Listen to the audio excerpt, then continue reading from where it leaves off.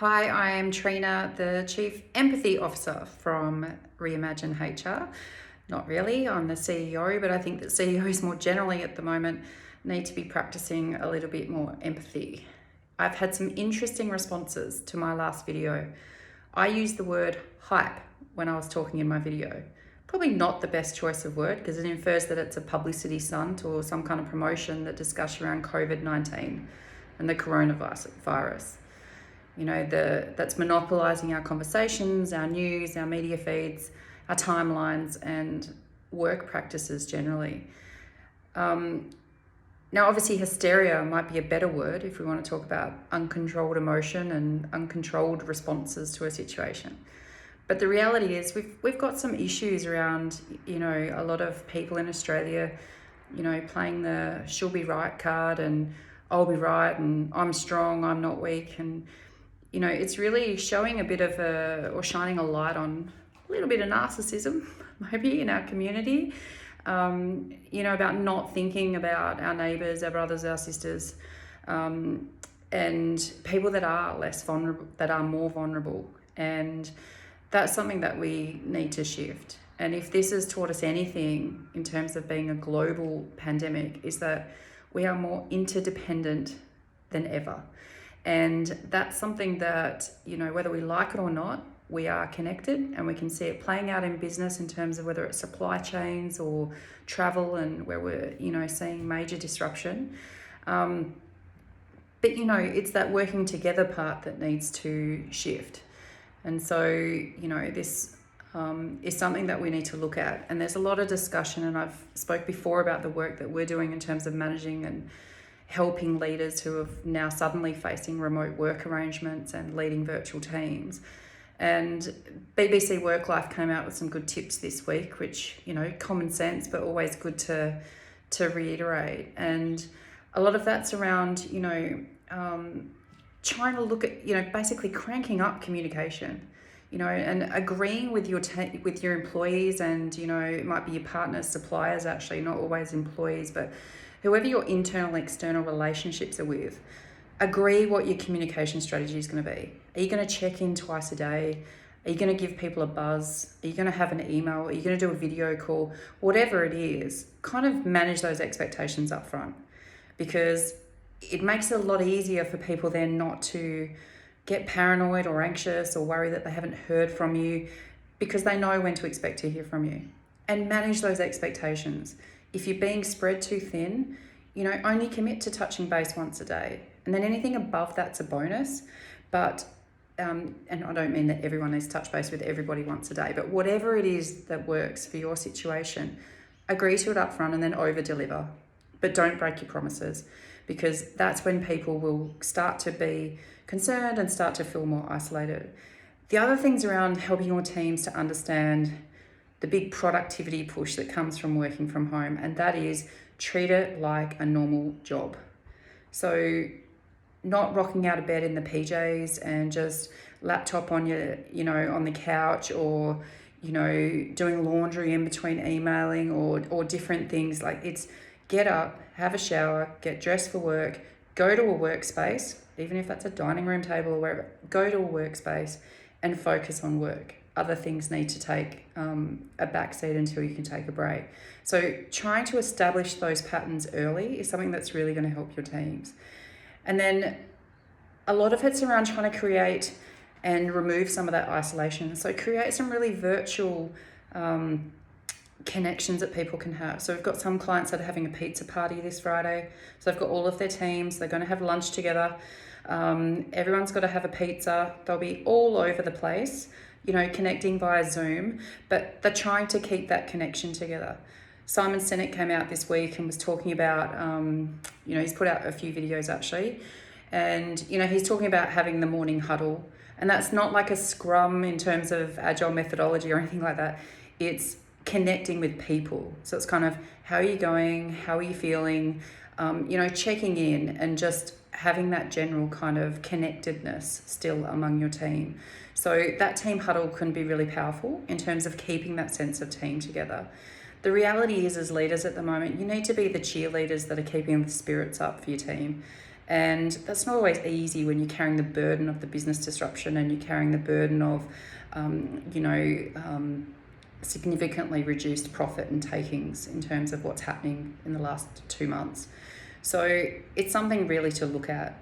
The other thing is, there's a couple of things that have come up for me in the last couple of days. So it's helping my mother and doing an Aldi run to the supermarket, standing outside among a whole sea of people waiting for the shop to open to dash in and get toilet paper.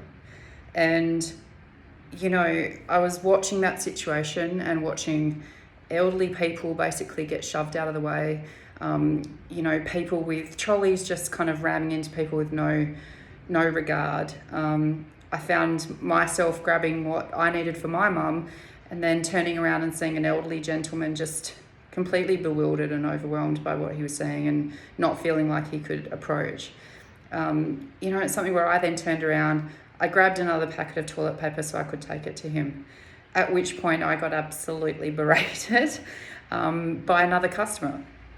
And it's one of those things where, you're in that moment and, it's kind of stay calm, like, you've got your toilet paper, this isn't for me, and having that conversation. But there's this fear that people have, and it's making us do some very strange things. And the key in a time like this is you can either react with fear, which is what we're seeing play out, or you can respond with kindness. So I've seen some phenomenal things that are happening at the moment that are causing connections to evolve and materialize where they weren't there before. Whether it's friends of mine on Facebook that have talked about unwell and elderly neighbours that they've gone and knocked on their door and said, I'm going to the shops, what can I get you? People that they've never spoken to before. They've waved from the driveway but never spoken to. And I think there's a really great opportunity here for us to see the positives and look for, the fact that we're building connections in our community, the irony in a time when we're actually trying to isolate ourselves that weren't there before. And I think that that's something that we can take a lot of lessons out of and take that into our workplaces as well. So how do we actually remain connected and keep contact and build relationships with people that maybe we didn't do before because we just walked past them in the corridor or, sat across from them in a meeting but didn't really have any different conversations. So there's an opportunity for us to step out of our normal interactions and to form a better connection among our teams, and that's quite powerful. We're getting a lot of questions around layoffs. So, businesses are really struggling. Some leaders are starting to panic. They're thinking we might need to lay off our staff. There's a lot of proven evidence around the fact that, if you can survive a part of this crisis period in terms of managing the virus and the pandemic, over time we've seen that organisations actually fare better when they've kept their workforce through a financial crisis, because that workforce, they don't lose the knowledge, so they've got knowledge retention, they've got existing relationships, there's customer relationships that exist with staff. You let them go, you sever off a part of your customer base. But the challenge is, well, how do we retain workforce but save costs? And a lot of what we're talking to people about is have that conversation with your employees. Talk to them about, this is the situation we're facing, this is the math that we've done, this is what our future's looking like right now, and that's based on really conservative modelling or, whether it's really optimistic or pessimistic. Like, talk to them about what it looks like and see if your teams and your employees might actually be able to help you come up with a solution, whether that's everybody taking a period of unpaid leave, whether it's there's lots of different options, not realistic in all circumstances. So I'm not naive about that, but it's making sure that we explore it. Don't just rush to redundancy. Rush to redundancy is the most dangerous things we can do in business, because you're letting go of something that you haven't truly evaluated. You haven't evaluated and not valued, I would say, your people and what they're bringing into your business. And if you do that in a reactionary state, then you're going to be letting go of some things that you haven't actually foreshadowed. And so it's about being cautious about that. Other conversations we've been having with people is around casual workforce. So, well, they're casual, so we've just cut their hours and we've told them not to come in. Now, we would say, and obviously we talk at Reimagine HR about, not only doing well in business, but doing good. And I think we need to look at our ethical compass in situations like this when times are tough. A lot of the time, our casual workforces may actually be those that are in a lower socioeconomic demographic, not always, it depends on the nature of the work, but it might seem like an easy cut. But that impact for that family, for that community can be extensive. And looking after your casual workforce, the same as you're looking after your permanent workforce, goes a long way to building trust, building goodwill, and getting that return and loyalty from those employees that you wouldn't have had before. It's how you treat people in a crisis that really sums up who you are as an employer and who you are as a leader. So it's trying to imagine whether that person you're shoving out the way at the supermarket is your own grandmother or grandfather. Is trying to imagine that casual that you're just telling not to come to work and severing, their only earnings or income for their family. What if that was your brother, your sister, your nephew, your niece? So it's trying to, bring empathy into the decision making that we're bringing to work every day, and also in terms of our contributions to community. So we'll be talking a bit more about virtual team stuff in a more specific, productive, space over the next few days. I'd say that not a lot of people are out celebrating St. Patrick's Day today, and celebrating all things Guinness and shamrocks and leprechauns. But I think that, we need to look at these things as a brief inconvenience.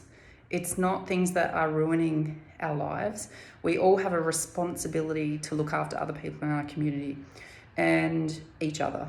And so to that end, really encouraging people to follow the guidelines and the recommendations that are coming out from public authorities, to be on the front foot in terms of contingency planning. So lots of our clients, we're working with them on running different business scenarios, looking at different profiling in terms of workforce profiling, workforce analysis, looking at some of the projections as sales go down.